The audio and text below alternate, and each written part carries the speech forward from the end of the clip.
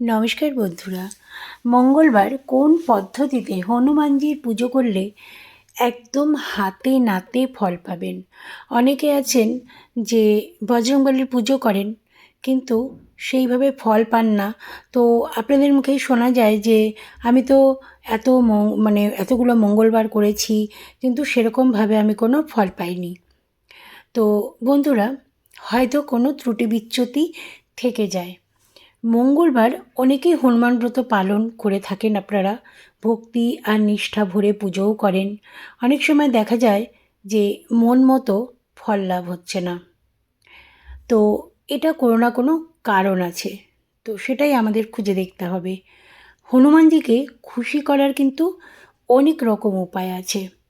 সেই সব পদ্ধতি মেনে যদি পুজো করেন তাহলে অবশ্যই উপকার পাবেন আর মিটবে সমস্ত রকম সমস্যা। অর্থনৈতিক সমস্যাও কিন্তু মিটে যাবে।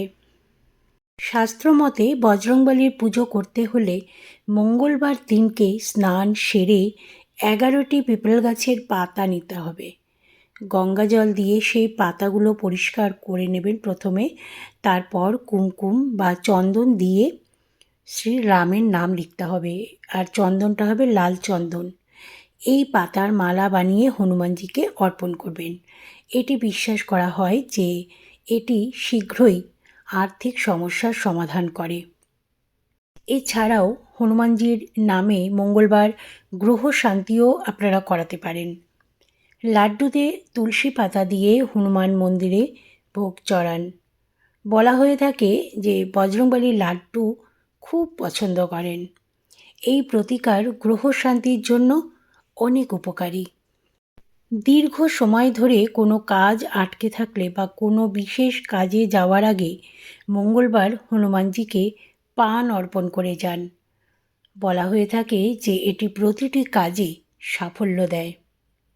হনুমানজিকে জুঁই তেল ও ফুল নিবেদন করলে বজরংবলী প্রসন্ন হন।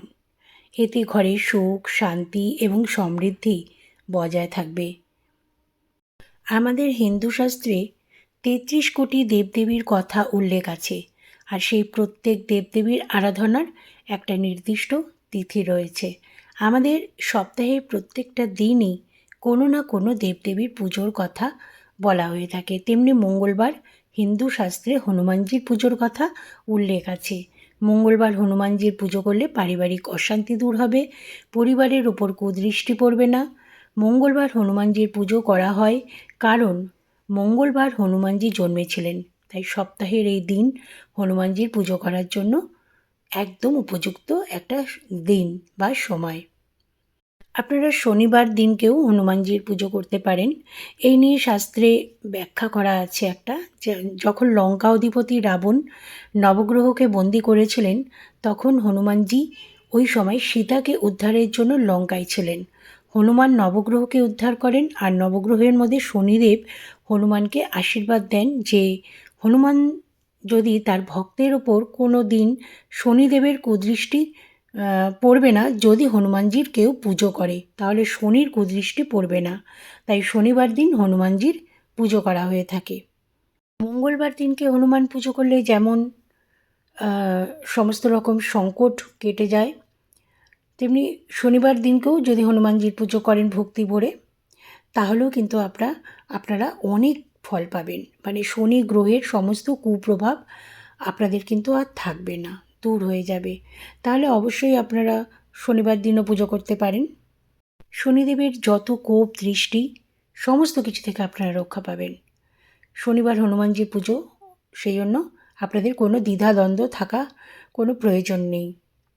হনুমানজি ঢালের মতো আগলে রাখবেন তার উপাসকদের। বন্ধুরা, মঙ্গলবার পবনপুত্রের জন্মবার, তাই এই দিন ভক্তি ভরে তার পুজো করলে ভারী খুশি হন হনুমানজি। স্নান সেরে পরিষ্কার কাপড় পরে প্রতি মঙ্গলবার হনুমান চালিসা পড়লে জীবনের সমস্ত সমস্যা দূর হয়ে যাবে, সংকট দূর হয়ে যাবে, এমনটাই বিশ্বাস করা হয়। আর মঙ্গলবার হনুমান চালিসা পাঠ করলে মনোবল বাড়ে, মনের কোণে জমে থাকা অন্ধকার দূর হয়, ভয় ভীতি থেকে মুক্ত হয়, বাস্তু দোষ কেটে যায়। অনেক সময় দেখা যায় যে বাড়ি কেনার পর থেকে সংসারে নানা অশান্তি, রোগ ভোগ লেগে থাকে। প্রতি মঙ্গলবার নিয়ম মেনে হনুমানজির পুজো করে চালিসা পাঠ করলে বাস্তুদোষ কেটে যায়। অর্থনৈতিক সমস্যা তো দূর হবেই। পবনপুত্র তার ভক্তদের দারিদ্রতা সহ্য করতে পারেন না। নিয়মিত হনুমান চালিসা পড়ে পুজো যদি করতে পারেন তাহলে অর্থকষ্টও কিন্তু আপনারা পড়বেন না। বুদ্ধির বিকাশ ঘটবে এবং কাজে মনোযোগ বাড়বে। নিয়মিত এই বই পড়লে আপনাদের অনেক উপকারও হবে। তো বন্ধুরা, সেই জন্য মঙ্গলবার দিন হনুমান পুজো করুন, হনুমান চালিসা পাঠ করুন। আর যারা মঙ্গলবার পারবেন না তারা শনিবার দিন অবশ্যই করুন, অনেক উপকার পাবেন। শনিবার দিন হনুমানজির পুজো করলে পজিটিভ এনার্জি এতটাই বাড়বে যে জীবন থেকে সমস্ত নেগেটিভ শক্তির প্রভাব দূর হয়ে যাবে। শনিবার দিন হনুমানজিকে একান্ত মনে ডাকলে পারিবারিক কলহ, রোগ ভোগ, অর্থনৈতিক সমস্যা সব কিছুর সমাধান সূত্র পাওয়া যায় খুব সহজে। সবশেষে বলি, হনুমানজি রামভক্ত, তাই শনি মঙ্গল যে বারেই তার আরাধনা করুন না কেন, পুজোর শেষে 3 বার জয় শ্রীরাম, জয় শ্রীরাম, জয় শ্রীরাম বলে পুজো শেষ করবেন। মনে করা হয় যে বাড়িতে পঞ্চমুখী হনুমান প্রতিষ্ঠা করা খুবই ভালো। তাহলে সংকটমোচন, চারিদিক থেকে আসা সব রকম নেগেটিভ শক্তি দূর করে দেন। হনুমানজিকে রুদ্রাবতারও বলা হয়ে থাকে। তার উত্তরে রয়েছে কৃষ্ণবর্ণ কিন্তু মহাকাশের মতো উজ্জ্বল বরাহমুখ। মনে করা হয় যে উত্তর দিকে হনুমান মূর্তি স্থাপন করলে ও পুজো করলে কোনো ব্যক্তির আর্থিক অবস্থার উন্নতি হয়। এই দিকে মুখ করে ভগবানের আরাধনা করলে মানুষ শুধু সম্পদ, সমৃদ্ধি, প্রতিপত্তি, দীর্ঘায়ু লাভ করে না, রোগ ভোগ থেকেও মুক্তি পায়। বাড়ির উত্তর দিকে হনুমানজির মূর্তি বা ছবি রাখলে এবং তার পুজো করলে হনুমানজি শুধু তার আশীর্বাদই করেন না, সেই বাড়িতে কোনো ধরনের বাস্তু দোষ থাকলে তাও আপনা আপনি দূর হয়ে যায়। তো বন্ধুরা, সবাই বুঝে গেলেন, সেইভাবে হনুমানজির পুজো করবেন। হনুমানজি পুজোতে কোনো রকম ভুলভাল করবেন না। আর আপনাদের এই ভিডিওটি কেমন লাগলো আপনারা অবশ্যই জানাবেন। ভালো লাগলে লাইক করবেন, শেয়ার করবেন এবং কমেন্ট করবেন।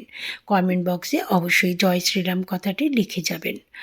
আর সবার মধ্যে শেয়ার করে যাবেন, কারণ হনুমানজির পুজো করা তো প্রত্যেকেরই ভালো। তাই যতটা আমরা শেয়ার করব ততটাই আমরা নিজেরা ভালো থাকবো। সবাই সুস্থ থাকুন, ভালো